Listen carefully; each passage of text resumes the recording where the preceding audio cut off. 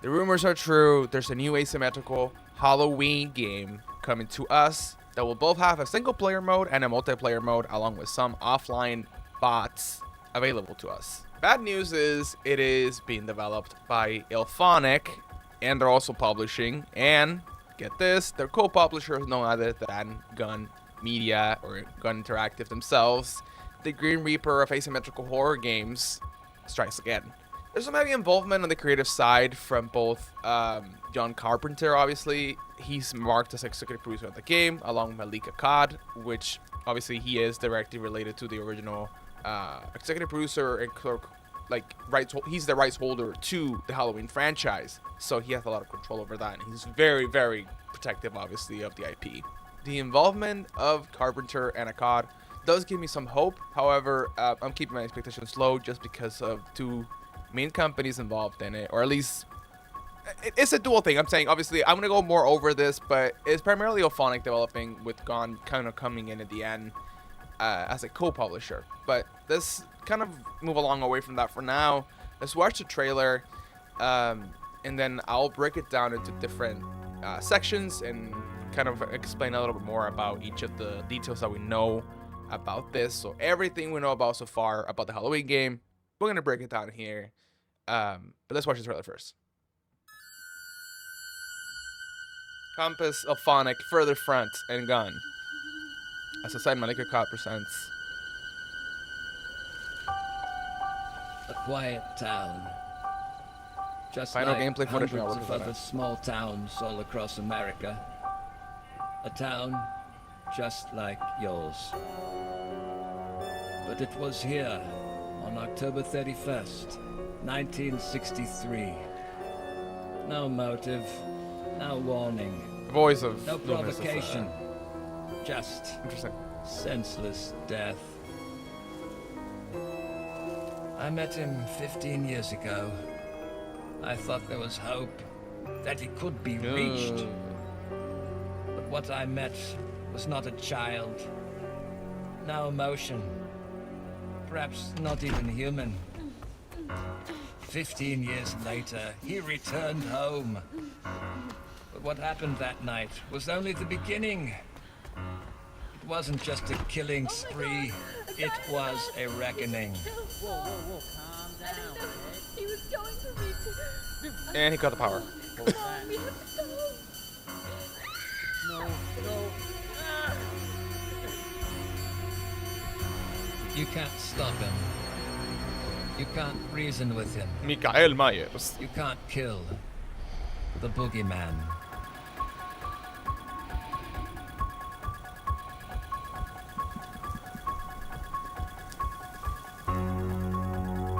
Listen, a single player and multiplayer horror experience coming in 2026. This is the thing.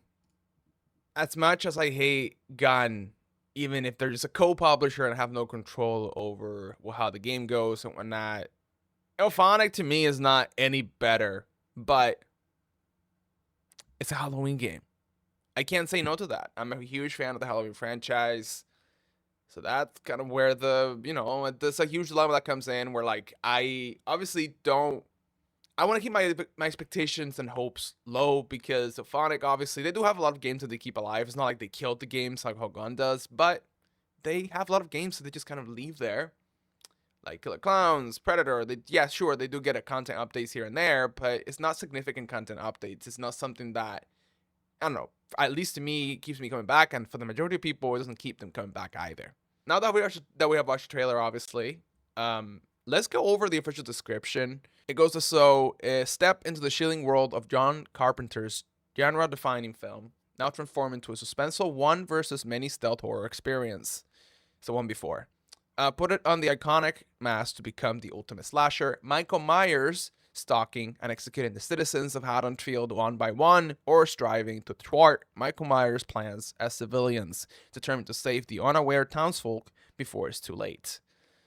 Stick to the shadow as civilians seeking out Haddonfield residents to warn them and searching for a way to contact the authorities. So I'm assuming the gameplay seems obviously very similar to F-13. and that the authorities try to get out through that way. And Michael Myers, you're supposed to kill as many people as you want, as you can in that amount of time. As Michael Myers gives them a reason to fear the dark and cut the phone lines to prevent the police from ruining his favorite holiday. Again, phone line cutting, F-13 style, all that stuff.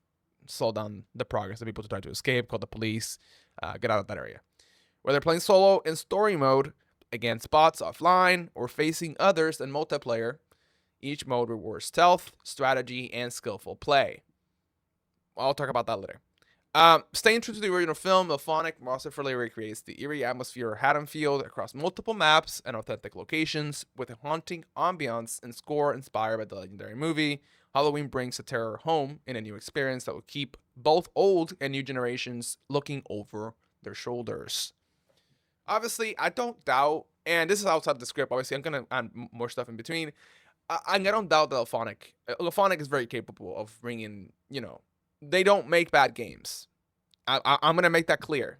Neither does Gun either. They don't have bad ideas for games. They don't have bad things for games. But I do feel that both lack the ability to listen to their community. And maybe this time around, they'll change. They said that, they learn from their past mistakes. That's what they said. That's what the CEO of IllFonic said. So, hey, I'm not going to trust you at face value. You got to prove that to me. You got to convince me that you, both as companies, have improved, have taken the feedback, and are willing to listen without getting snippy at people on Reddit servers, how Gun did for TCM. About IllFonic, obviously, they have been primarily doing polishing work and for Killer Clowns, and they did, I think they did co-developing work on Killer Clowns. Killer Clown is pretty much, I can remember the last time that I saw an update for Killer Clowns. But that my point stands, obviously. Both companies don't have a good track record in terms of keeping communities involved, in terms of keeping games alive, in terms of, that's on the Gun side. Obviously, Gun is the co-publisher, so I have to keep that on the side. Now, let's kind of delve deeper into the multiplayer versus single-player modes. I gotta explain a little more based on the details that I could find from multiple articles and multiple interviews from Bloody Disgusting all the way to the official website, all those things. We're gonna kind of break it down and try to make as much as we can from it. So obviously, I'm gonna go first based off of the Steam listing. The multiplayer mode is described as follows. Michael Myers, obviously, wear the mask, you become the boogeyman. Stalk innocent residents with relentless obsession. I don't know if there's going to be a stalk mechanic, how similar to how it is in Dead by Daylight for Michael Myers, where you kind of tier up in that sense. And obviously, the more you kill and the more you stalk, the stronger you become. I'm assuming something like that. Obviously, we don't have confirmation of that, so that's just me speculating. You can leverage the shadows and stealth to satisfy his bloodthirst. This doesn't mean Haddonfield's going down without a fight. Frightened townsfolk will call the local authorities and even fight back when threatened, incentivizing Michael Myers to avoid detection. And for the first time ever, fans of the former original film will have the option to witness the haunting narrative events surrounding the night he came home through the eyes of Michael Myers. This is for the standalone single-player mode, which we will cover in just a bit. As a hero of Haddonfield, your job obviously to alert the residents of Haddonfield. Residents, I don't know what they will call them specifically. The job is to alert the residents of Haddonfield to the impending evil and help them escape before falling victim to Michael's unyielding pursuit. So basically, it's going to be a lot of interactions with NPCs trying to help them out and also trying to recruit them, which I'll explain that. In a dynamic I never seen anyone before, heroes must arm themselves with everyday household items, weapons, and knowledge to combat an unpredictable and unkillable enemy. So we are getting, obviously, Michael Myers is not killable. It's not like a situation like Killer Clowns where the clowns were technically killable for a bit. It sounds like maybe, I don't know. It comes closer to F-13 in my opinion. That's just me. Convincing townfolk and contacting the police will lead to increasingly powerful and thorough neighborhood patrols. So basically, you're kind of creating a situation where it's Halloween Kills style of thing, where your community's getting together and trying to stop Michael Myers. And you can even command and equip NPCs with weapons to outsmart or even outpower the shape. This is the part that I'm a little bit iffy about. But obviously, we don't have any big details on it, so I'm not gonna jump the gun and say oh, it's gonna be fucking overpowered. But yeah, it says that it provides a precious window for escape. So I don't know if it's a very small amount of it where you can use that as a distraction while you run away for a millisecond, and then that NPC basically is just bait, and it's sacrificed to Michael in that sense.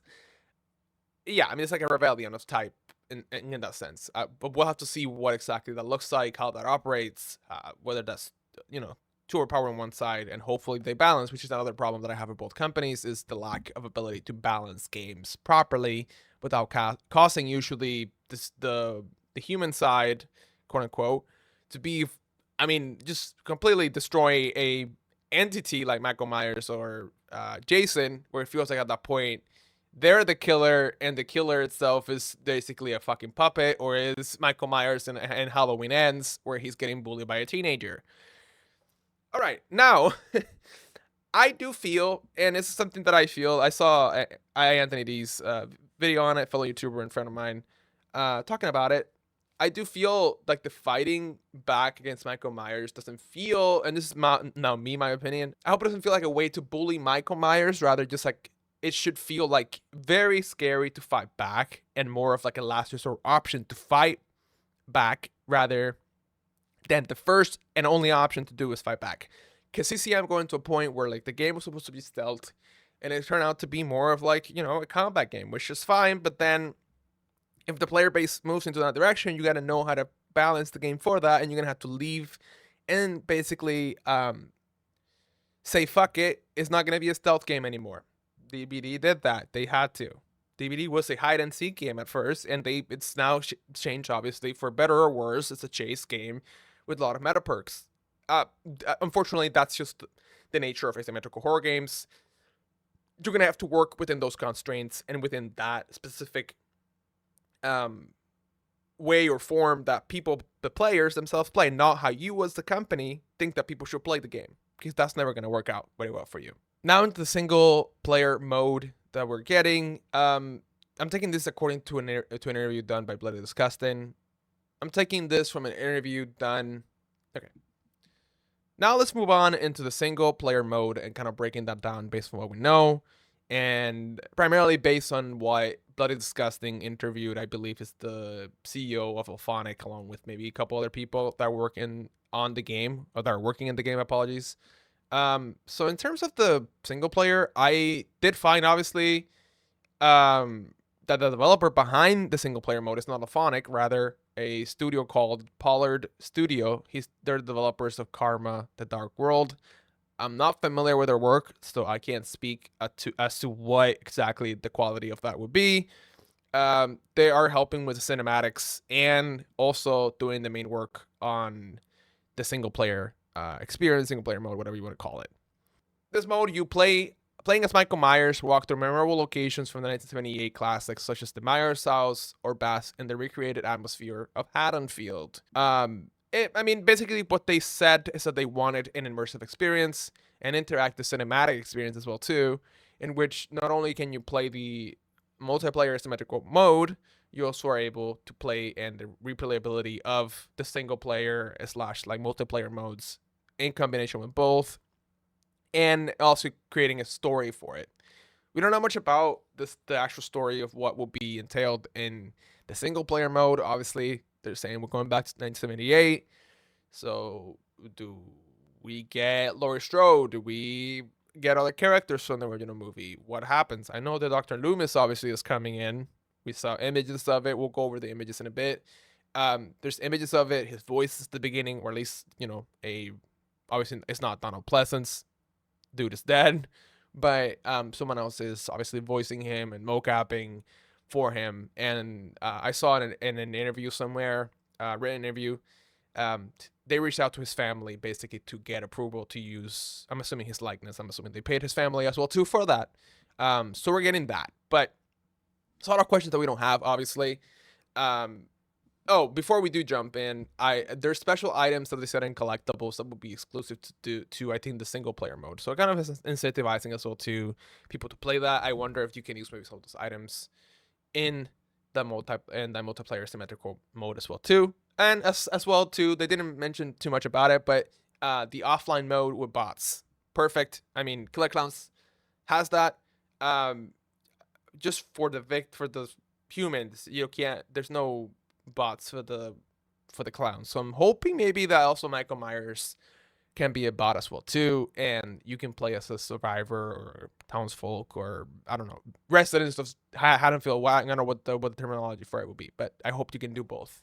Listen, I appreciate that they're making a single player mode, an actual single player mode, not what they did to CM, where it was like the buggiest fucking museum mode. So yeah, as I said, I have a couple of questions that I'm waiting another Strode.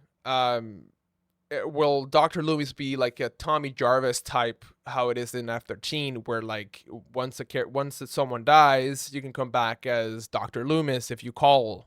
You know, maybe that is how that works. It seems very likely. Seems kind of a similar mechanic, I feel. Dr. Loomis being kind of that person that has like a gun in the original movie. I feel like that might be like a perfect incorporation of that. Obviously, as I mentioned earlier, I'm very curious about how balancing will work in a game that is being marketed as a stealth game, especially because people don't usually play stealthily, or unless you're gonna penalize people not playing stealth heavily, and you're forcing basically people to play in one capacity, which usually doesn't really work out very well. So again, that goes to the point again that you got to adjust based on how people play your game, not how you, as a company, want people to play your game. Those are all questions that we're gonna have to wait, obviously, to get answers, because it's I am assuming they've been developing this game for at least a year or two, but obviously the game is still coming. It's not coming out until next year, 2026, and there's still no actual release date confirmed. I'm gonna go. I debated about, you know, obviously putting this out there. I'm obviously not a developer, but I have played enough of these asymmetrical horror games at this point, including probably upwards of 2,000 hours in TBD. About 500 hours on Killer Clowns, and about 100 and something hours on TCM, plus a couple more hours on the early access public beta, whatever the hell you want to call it, that they did months before TCM came out. I personally feel, and this is just me, you can be mad at me, whatever you want, or disagree with me. Obviously, everybody has the ability to do that. If you do so, just keep it civil. I believe that the way to balance this properly and in a way that it doesn't affect a lot of balancing, and obviously this is a very basic idea, it has to be obviously tweaked, but I do believe that survivors should only have attributes with no perks. Maybe there can be some modifiers to it, and that's what I'm getting as well too. Maybe like, because I feel like when you add perks, they're so hard to balance. If you're playing a game where you want only stealth and you don't want to adjust based on that, here's the problem where some of those perks become extremely overpowered, and then you don't know how to manage it because you have a game so constraint to stealth. So I feel like a solution for it may be just having attributes only that help you adjust your playstyle, whether it's to be stronger, faster, quieter, whatever it may be that you want to play that like. Let's go over some of the images that we have. So we have an outdoor house area of Haddonfield. I'm assuming it's part of the town. We have this image of one of the victims. I mean, the model looks amazing, and then Michael Myers stalking on the right. See another victim with Michael Myers stalking as well too. Michael Myers again. The model obviously looks amazing. Like the quality of it looks great. I mean, it's not final, obviously. Like yeah. I mean, the render, the math looks great. I can't complain about that. Here's Michael Myers again outside. So these are some other images that we get as well too. This is the indoor of the house as well too. It looks pretty, and you know, it's pretty standard, like authentic house to the 70s, I would say. Probably for the most part, I don't see anything off kilter in there. Some other photos that I was able to find. Obviously, we have the cover for the Halloween game. For some reason, it only shows 3 victims. I know it's a 4, so I do wonder if the 4th one is Loomis. Then I don't know if it's Jarvis. It may be 3. And then Loomis gets started somewhere else away from everybody else. And now that I'm looking at this image, I didn't realize about that. So that's kind of an interesting observation at the moment. Obviously, dead body. I think that's the dude that we saw earlier. A lot of blood. They're in the house. And then this is the model for Loomis. Obviously, it does represent Donald Pleasance basically almost to the fucking T.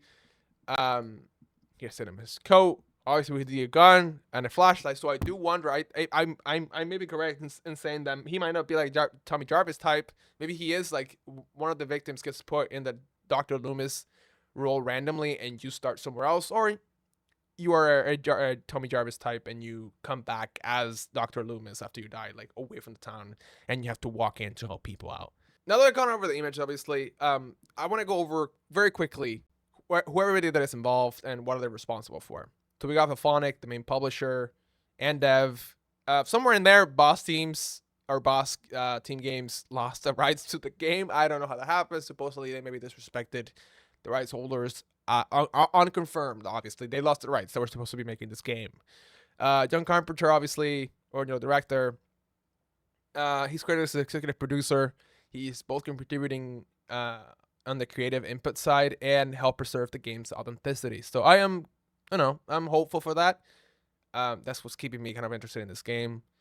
We have Malik Akkad as well too, the owner of the Halloween franchise. He is the one that controls everything related to Halloween and Michael Myers.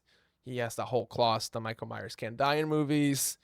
He is the son of the original producer from the 1970s movie.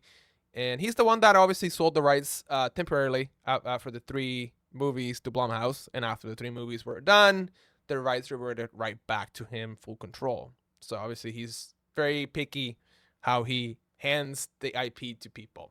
So it's kind of funny that they chose Alphonic and Gun to be the ones involved in publishing the game. We have Gun Interactive as a co-publisher. From what I understand, they joined more recently, which is something also that keeps me maybe a little more hopeful about it, even though Alphonic is still involved. It seems like they're doing the marketing and support with getting the game to the finish line. It doesn't appear that Gun had a lot of input on the game development itself, maybe just like final tweaks and changes here and there towards the end. And I did see they are basically they're handling a lot of the social media, Discord, Reddit, community forum for Halloween the game. And then obviously we got Pollard Studio, who's doing the single player campaign and adding the cinematic flair to stuff. And they come working from Karma, the Dark World. I have no idea what that is. I didn't look it up. Yeah. As excited as I am for this game, there's also a skeptical part of me, as I said, that being Alphonic, the main dev, and Gun, the co-publisher, involved in some capacity, it does give me a little bit of a resistance to it, right? Obviously, Alphonic was the original developer for F13. Obviously, Alphonic has a lot of co-publishing, co-developing work for Killer Clowns, Ghostbusters. Most recently, they got Predator, Hunting Grounds under their umbrella. So it's not like they lack experience. It's just I feel like they have way too many games under their umbrella, and I don't think it helps anybody. So it begs to see whether they're able to handle an IP of the size. Halloween is the biggest IP they will ever probably get. If they fumble this, I don't know how they will get another IP. But I said that after the last couple of games and after Gun just abandoned TCM, and they still get IPs. So it's kind of funny, but obviously Gun, this is the game that they abandoned TCM for. They obviously left that to be able to move along to something else. Gun, obviously, and I know they're just co-publishing, but obviously horrible patches from them. Obviously Sumo was the one developing TCM again. Gun did not do dev work for that. They maybe helped on the side. They're a consulting studio, for the love of God. They're not the dev primarily. But they do control, or at least on TCM, they control a lot of the like game decisions and game balancing and all that stuff. They're basically like a middleman. That's what Gun does for the most part. And some, early development, kind of like world building, story building, which I think they're great for that. I don't despise them for that. They're great for that. I do hope that Mr. Sorry You're Going Through Things is not involved this time around. I know he probably still works there, and I'm not gonna trash the whole team at Gun. Obviously, they have great people working there. I think that Sid, who's their like social media, player communication, along with like there's a couple other people in there that I think they're pretty cool people and pretty creative people as well too. I just think that the management at the top, like leadership, executive people, including Wes, I think sometimes I think they just get a little bit over their head. They think that they know better than everybody else, including their players. I haven't experienced like Alphonic as the main dev in a game. I didn't play F13 a lot. I played it towards the end, kind of after the lawsuit had happened and people were still playing it. So I can't speak for Alphonic as a dev itself. I know Alphonic, the publisher for Killer Clowns, obviously, and it's very lackluster. I'm not gonna keep blabbering my mouth, so I'm just gonna move into the few things that should be clarified. I want to know which movies does Alphonic have access to. Right now, we only have confirmation of the OG Halloween movie being the main license for the game. Is that a choice that Alphonic made, or is that the only movie that Malek Akkad gave them to work with. Does the rights holders, in this case Malek Akkad and John Carpenter, are they fine with the original characters? It seems that they are. Obviously, I can see images of survivors or victims, whatever you want to call them, that are not part of the original movie. So are they willing to expand beyond the canon in the game? Are you willing to open up for cosmetics? Are you willing up to open for new masks, different masks from different movies for the Halloween franchise? Is that something that's in the table? Is that something that you have discussed? Is that something that maybe you have rights to the other movies, but you haven't said anything about it? I want to know that, because with TCM, they kind of made it seem like they could maybe potentially go and get other stuff. The only thing that they had was just Leatherface for other movies, and even then they fumbled that. So this is gone. Alphonic, obviously they do have collaborated with a lot of things. They have brought, like, obviously different movies for different things, Ghostbusters and whatnot. But yeah, I'm curious about those things. I feel like we need to know that. And the biggest one to me is we need a roadmap of some kind. If you don't or can't display what you have planned, what estimated time is going to take for each map to come in, new characters, new cosmetics, then I feel like you're lost and you don't know how long the game is going to go on, or you just have just a complete disorganization on your studio. And I get it. You're a smaller team than, I mean, fucking Alphonic, I think it's a pretty big company at this point, so I can't even say that. Roadmap, please. It doesn't have to be final, obviously. By that, they change their fucking roadmaps all the time. Shit happens. I'm not saying, if people get mad at you for, like, changing something because you're like, oh, we're delayed by 2 weeks, I'm sorry, we want to polish this out, I don't have a problem with that. Some people may, I don't care. Most people want a roadmap just to have an idea of what the fuck is coming in the next couple months or the next year. So you can be excited for it, you can look forward to it, and you know that you're actively working on that game, and you know what exactly is coming in the next year or so. What are you looking forward to it, So I'm not going to sit here, obviously, and pretend that, like, it's all going to go great. I'm keeping my expectations low. I hope that it does. It's a huge franchise. The Halloween the game would probably become, if they do it right, a huge game. If they do it right, again, under Alphonic and Gunn, I highly doubt it, unfortunately. That's just my reality. I don't see it living past a year or two. That's kind of their track record. Or at least Alphonic will probably keep it alive in some way. Like, obviously, they'll keep the servers running and release maybe a cosmetic or two here every other year. But are they going to actively be managing that game and updating it constantly and listening to the feedback and adding new things that are, that bring people in and that keep people in, not just things to make money? I'll make more videos on this when new information comes out or any other games start coming out soon. I'll make a new video on that.